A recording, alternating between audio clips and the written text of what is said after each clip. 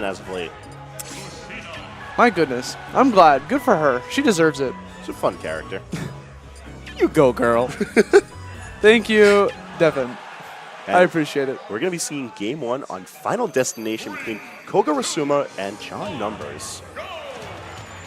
Right off the bat, Koga just deciding to run on JohnNumbers, forcing him to stop any of his Sun Salutation charging. Which is a smart decision. You know, he's going to get rid of it. And JohnNumbers already in this man's head, knowing exactly how he's going to land. Goes for the down smash, showing no fear. Showing like, this is my house. Xeno is my house. You are here wrecking too many of my players, my bros, my friends. You need to leave. And that's what he's trying to say. That being said, Koga's playing this matchup very smart. He's not trying to approach too hard on John, but those forward tilts on shield not looking like the best of options. So Koga going a little bit deep. When you play, trying to go for the spike, but you know, didn't have too much of a knockback, didn't have the sweet spot.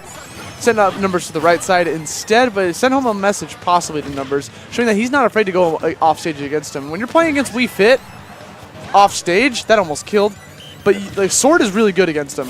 And especially JohnNumbers, a player who's so comfortable against off-stage counterplay, because he could just make it his situation just like that.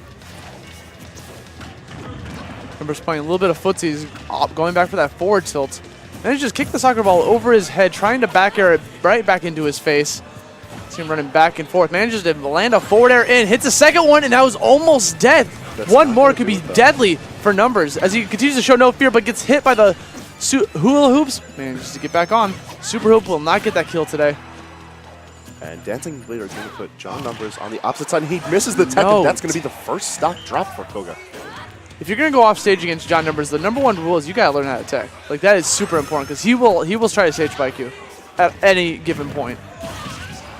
Okay, so that was beautiful because Koga just used up smash and it hit the soccer ball, thus extending his hitbox, and I believe it caught JohnNumbers. That was amazing. Good call out coming from Koga.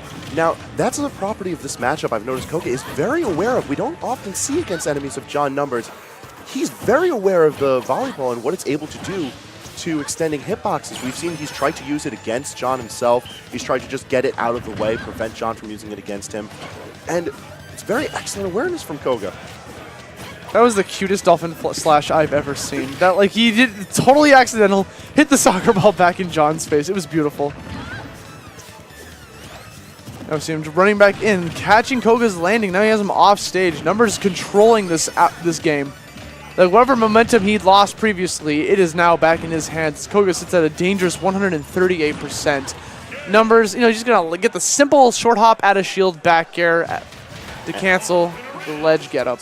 And I really like that option because throughout the match, John was conditioning him to get to the ledge, and he was punishing him trying to roll on, trying to attack on. He forced him to eventually jump, and that's the position that John wanted him in because simple back air is all he needed. Gonna take one chug of water before we get back into this next game. Koga's thinking about his counter pick here. I'm not too familiar with who he plays against, but I'm pretty sure he doesn't know the VII matchup as well as everyone else in New York City. Oh no, yes, we see VII trainer, we think nothing of it. You go to any other region, and it's definitely a head turner of a character, but because John is just so proficient with the character, we see all of the positives.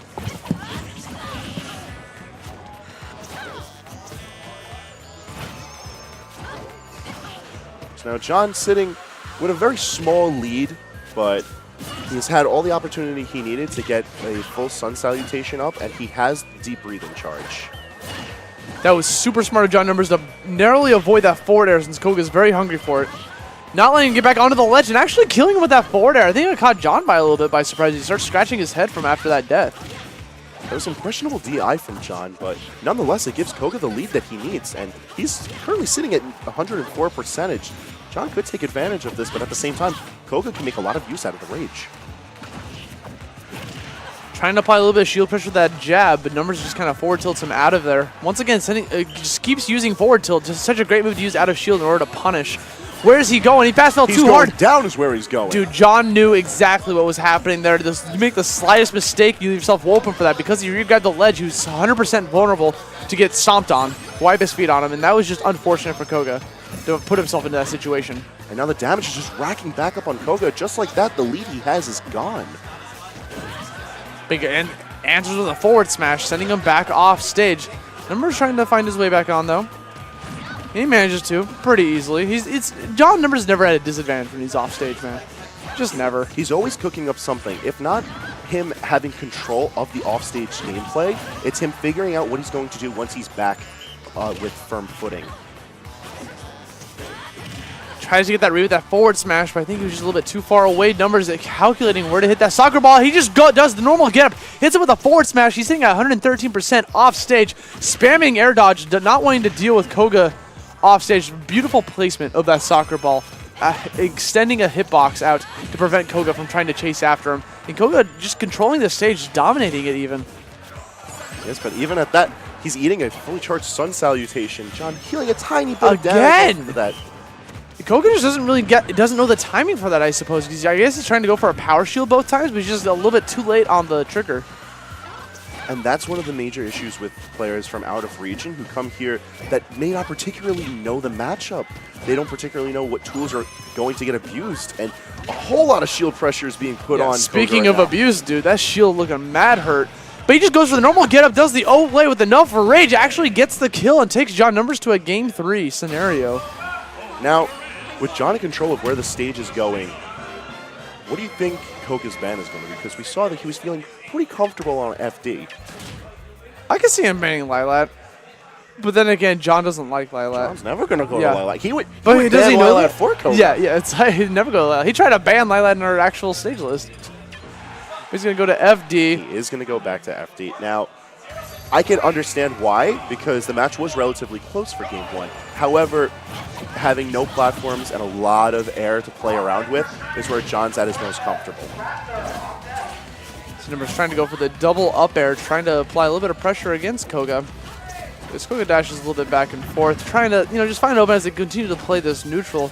Numbers kind of feeling himself, doing much better than the Xeno 50 this Wednesday, where he didn't even make top 8, unfortunately.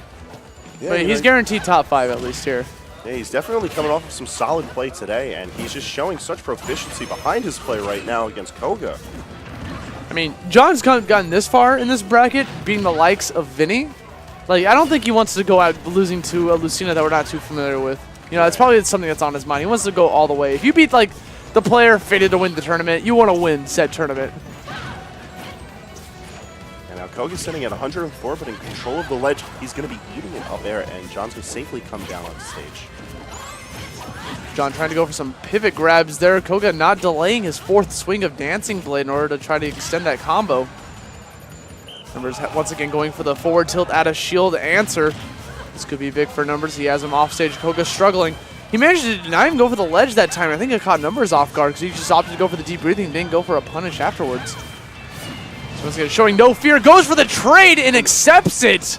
A very unfortunate trade. Now Kogarasuma is sitting at 147, but John's sitting on his last stock. And Koga is controlling him.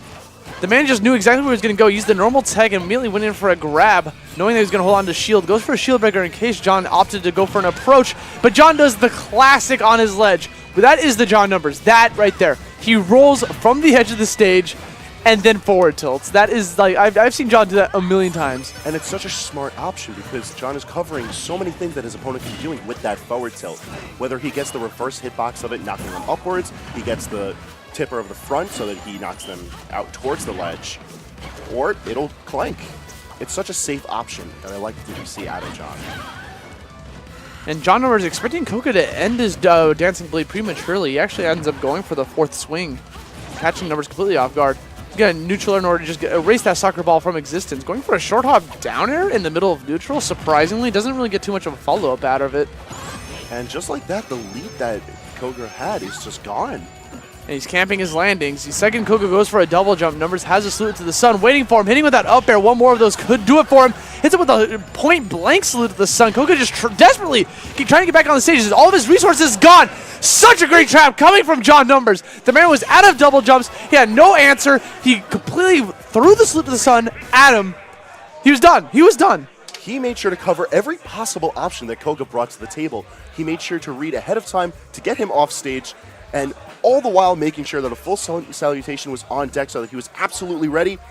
And Koga wasn't. That was the deciding moment. The second he uses double jump, that was the deciding moment because normally you'd opt to go for the ledge. You know, that's the safe option. That's how you recharge your resources. You have a little bit of invincibility, but it's also predictable, and John can abuse that. So instead, you know what, I'm just going to double jump and get back onto the stage, and that's what cost him the set.